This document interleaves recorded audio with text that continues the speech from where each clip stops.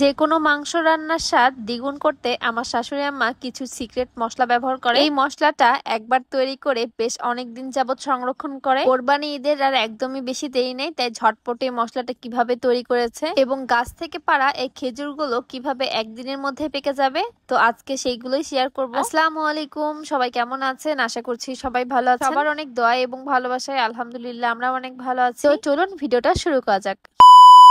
সবাইকে আমার নতুন একটা ভিডিওতে অনেক ভালোবাসা এবং ওয়েলকাম জানাচ্ছি। তো এই তো মাত্রই কালকে এই খেজুরগুলো গাছ থেকে পাড়া হয়েছে আর একদিনের মধ্যে খেজুরগুলো খুবই সুন্দরভাবে পেকে গিয়েছে। এই খেজুরগুলো দ্রুত পাকার জন্য লবণ এবং পানিতে হালকা একটু ভিজিয়ে নিলে কিন্তু খুব তাড়াতাড়ি খেজুরগুলো পেকে যায়। সেক্ষেত্রে খেজুরগুলো খেতে একটু নোনতা হয়। তো যেহেতু আমাদের এই খেজুরটা একদম গাছেই পেকে গিয়েছিল, মানে একদম গাছ পাকা খেজুর, এগুলো বাড়িতে এনে রাখার পরে এমনিতেই পেকে যাচ্ছে, কোনো রকম কিছু দেওয়া লাগেনি। এই তো এখানে আমি অনেকগুলো খেজুর ভালো করে ছাড়িয়ে নিয়েছি। এবারে এই খেজুরগুলো পানিতে ধুয়ে নিব। এই খেজুরগুলো খেতে কার কার ভালো লাগে? এই দেশি খেজুরগুলো কিন্তু আমার অনেক বেশি প্রিয়। অনেক সময় দেখা যায় খেজুরগুলো না পারার কারণে খাওয়াই হয় না। খেজুর পাড়া তো বেশ ঝামেলার কাজ। তো যাই হোক, এবছর এক ভাই গাছে উঠে পেরে দিয়েছে, যার কারণে খেতে পেরেছি। এই খেজুরগুলো বেশিরভাগ পড়ে পড়ে নষ্ট হয়, অনেকেই গাছের নিচ থেকে কুড়িয়ে নিয়ে যায়। বেশিরভাগ পাখিরাই এই খেজুরগুলো খেয়ে থাকে। এই খেজুরগুলো কিন্তু এই সময়ে পেকে যায়। এই খেজুরগুলোতে খাওয়ার অংশগুলো বেশ কম থাকে।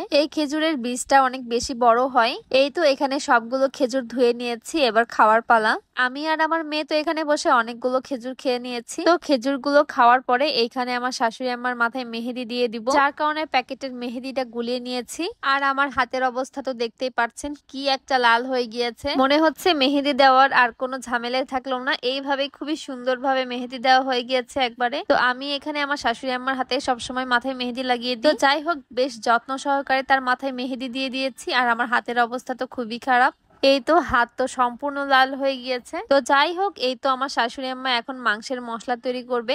অনেকেই এই মশলাটাকে ভাজনা বলে, কারণ এই সম্পূর্ণ মশলাগুলো ভেজে তৈরি করা হয়। তো এইখানে নিয়েছি দারচিনি, এলাচ, জায়ফল, জয়িত্রী, গোলমরিচ, জিরা, লবঙ্গ, তেজপাতা।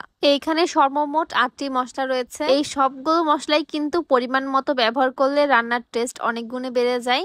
এই মশলাটা তৈরি করার জন্য আমার শাশুড়ি আম্মা একে একে সবগুলো মশলাই ভেজে নিবে। প্রথমে এখানে শুকনো একটা কড়াই ভেজে নিচ্ছে দারচিনি। আমার কাছে গরম মশলা মানে দারচিনি এবং এলাচ। আলাদা করে দারচিনি ভাজার পরে এখানে দিয়ে দিয়েছে জয়িত্রী এবং গোলমরিচ। সব মশলাগুলো আলাদা আলাদা ভাজলে খুব ভালোভাবে ভাজা হবে। আলাদা করে জায়ফলটাও ভেজে নিয়েছে। আপনারা চেষ্টা করবেন মশলাগুলো আলাদা আলাদা ভেজে নিতে। মশলাগুলো আলাদা আলাদা ভাজলে ভালো হয়, কারণ কোনোটা ভাজা হয় কোনোটা ভাজা হয় না। আর এই দিকে এলাচটাও ভেজে নিয়েছে খুব সুন্দরভাবে। এলাচটা ভাজার পরে খুবই সুন্দর একটা ঘ্রাণ আসে।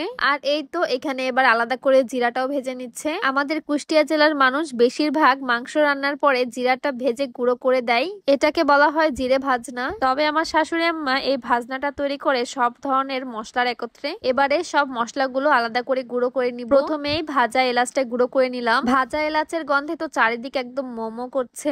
এবারে গুঁড়ো করে নেব জায়ফল, জয়িত্রী এবং গোলমরিচ। এই তো খুব সুন্দর গুঁড়ো হয়ে গিয়েছে। তো এই তো জায়ফল, জয়িত্রী, গোলমরিচ, এলাচ এবং দারচিনি একটা কৌটায় রেখেছি। এবারে জিরেটা গুঁড়ো করে নিব। অনেকে আছে রান্নার পরে জিরাটা টাটকা ভেজে গুঁড়ো করে দেয়, তাহলে কিন্তু জিরার ঘ্রাণটা অনেক সুন্দর আসে। তো আমার শাশুড়ি আম্মা বারবার ঝামেলা করতে পছন্দ করে না, তাই এখানে অনেকগুলো জিরা ভেজে নিয়েছে। এই তো জিরাটা খুব সুন্দরভাবে গুঁড়ো করে নিয়েছি। এই জিরাটা রাখা হবে আলাদা কৌটায়। এই মশলাগুলো এক চিমটে করে ছড়িয়ে দিলে মাংসের মধ্যে অনেক বেশি সুঘ্রাণ আসবে। তো আজকে এখানেই বিদায় নিচ্ছি। আল্লাহ হাফেজ, আসসালামু আলাইকুম।